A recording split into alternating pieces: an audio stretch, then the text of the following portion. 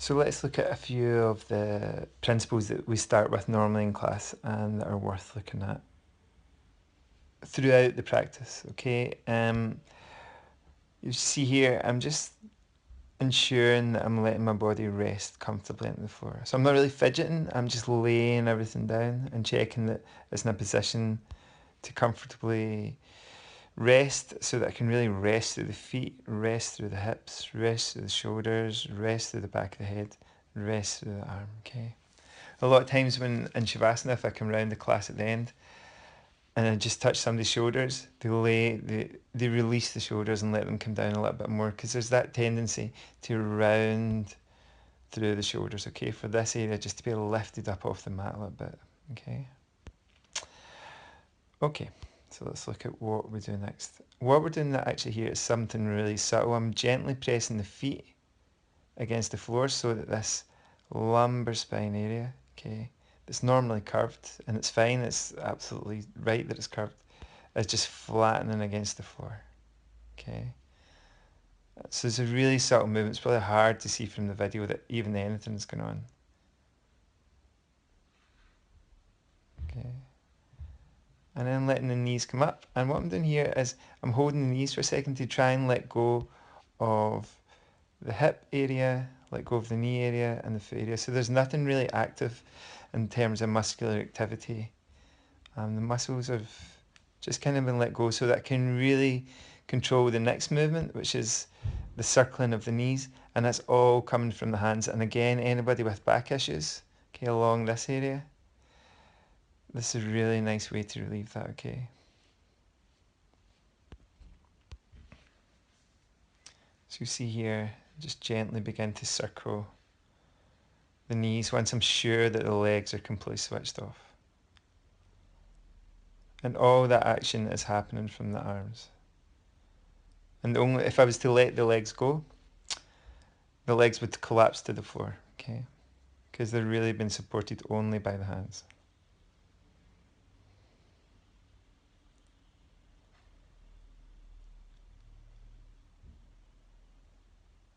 Trying to keep that left leg fairly relaxed. I can let the right foot rest on the floor. I'm going to start working on this left leg. So clasping the hands gently round, seeing how this leg feels, getting a sense for the foot, sense for the toes, and then begin to circle around the foot in one direction. Try to see how the toes feel, see if there's anything I can do to increase the mobility of the ankle by opening up the toes.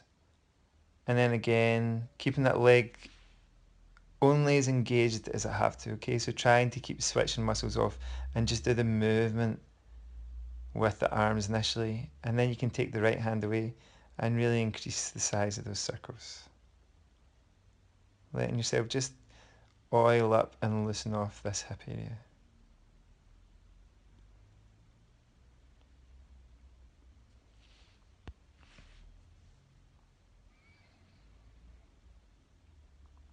Again, gently clasping the hands around the knee, take an inhale, and you exhale, let the head come up towards the knee.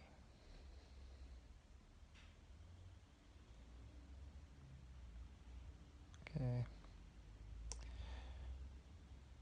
So when we clasp the hands behind the leg, again, we're trying to keep it relaxed. So we're not forcing ourselves into this big stretch at the back of the hamstrings, okay? We're just loosening off, lifting the head up, relaxing the head, okay, relaxing the shoulders, keeping that downwards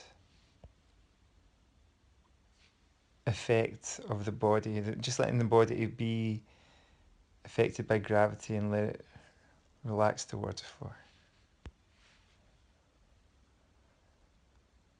And the same thing when we're practicing normally, we're letting really our body earth into the floor, rest into the floor. Okay. And so you can finish there and start you can start your other leg, okay, doing the same process, okay, or you can let this work into Supta Padangusthasana, which is this leg up in the air and the hand is reaching for the big toe. And Supta just means lying down, okay. So anything, any yoga posture where you hear the word Supta, you know you're going to be prone on the floor. Okay.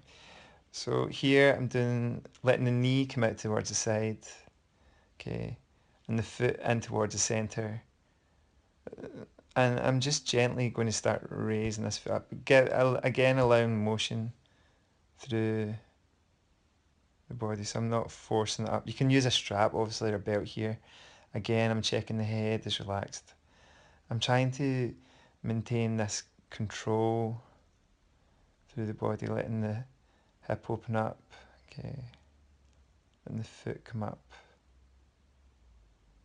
So it's not a forceful, stretchy, it's trying to free everything off around the back of the leg. And then again, one last hug of the knee towards the chest and let the body relax. And rest here again, just letting everything settle down. Hopefully that's helpful. And you can email me with any questions. Namaste.